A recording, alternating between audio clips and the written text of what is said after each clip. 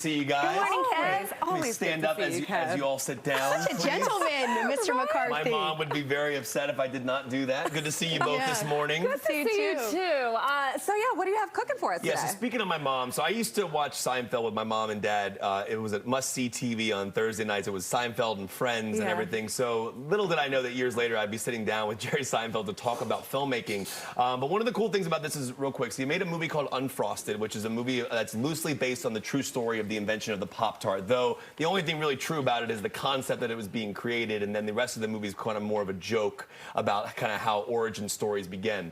So at the beginning of this interview, you're going to hear a terminology that Jerry Seinfeld and I use called a zolly, which is called a dolly zoom. I want to show you this shot from Jaws.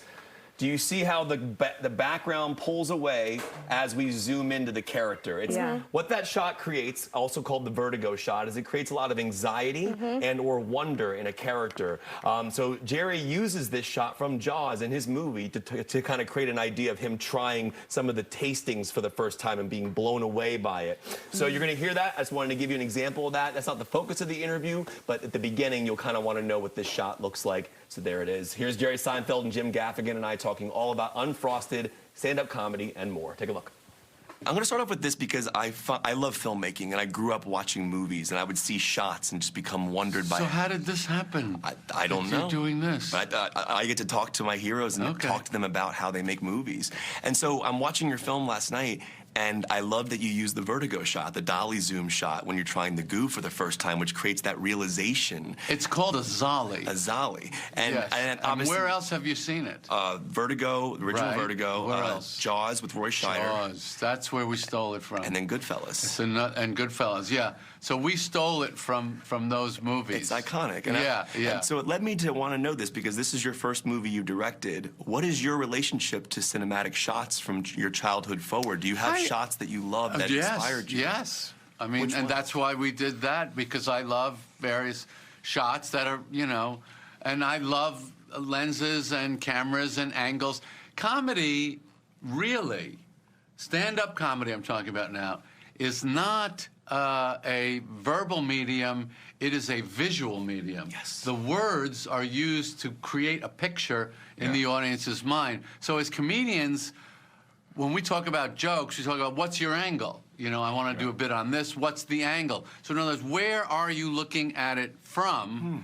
That's what makes the joke. So as comedians, we kind of have to have a very agile visual perspective. You may not think of that. You just stand in front of the mic and talk. That's not what you're doing. It's not what's making it work. What's making it work is they see that picture. You have to see it. That point of view and the strong and the uniqueness of that point of view. Yeah. So the words are just bricks or Legos to get that image. But once they get the image, that's what makes the laugh. That's so cool. One of my favorite other moments in the film is when Hugh Grant comes up with "They're great," and it's like a throwaway moment, and it becomes one of the most iconic, you know, lines in serial history. So I wanted to ask each of you: is there a joke or a line that came about in your career that was that quick and it became iconic, and you had no idea that it would have that long-lasting effect?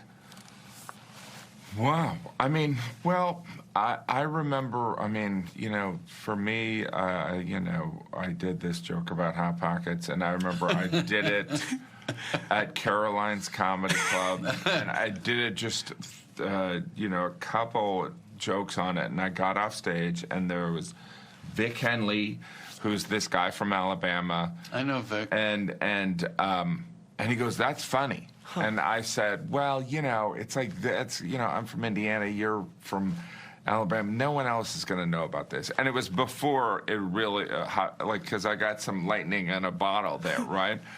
And he was like, "No, stay with that." So it is weird. So one of those things where it was just a throwaway observation that I had. And then, you know, it's probably, that joke's probably going to put my kids through college. That's incredible. I don't remember the first time Newman left the apartment, and I just went, "Newman." But somehow that just became a thing. I don't really remember the first time it happened. Wow. But it was just, you know what, it was kind of like Snidely Whiplash, old films. of villains, Yes. heroes and villains. And he you know. was so He was such a great villain. This movie, to me, felt very nostalgic. And I was born in '84, and I obviously wasn't alive in '63. But there were so many things that I go, oh, my childhood. To me, the most one, well, obviously besides the whoopee cushion, was the playing card and the bike spokes.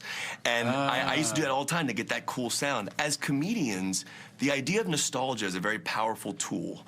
And obviously, you have to balance out when you're going to use nostalgia, when you don't want to manipulate the audience, but you want to take them down a path. Can you talk about, as comedians, discussing nostalgia, finding nostalgia in your comedy, and how you balance it out to grab an audience, but then not manipulate their childhoods? Well, we're not against manipulating in any way. In fact, that's all we do.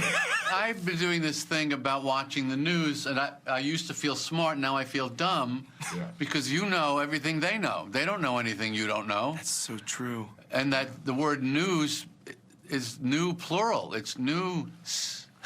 And now it's not new. So it's not news. Wow. That they should call it the we knows, not the news. He's not wrong.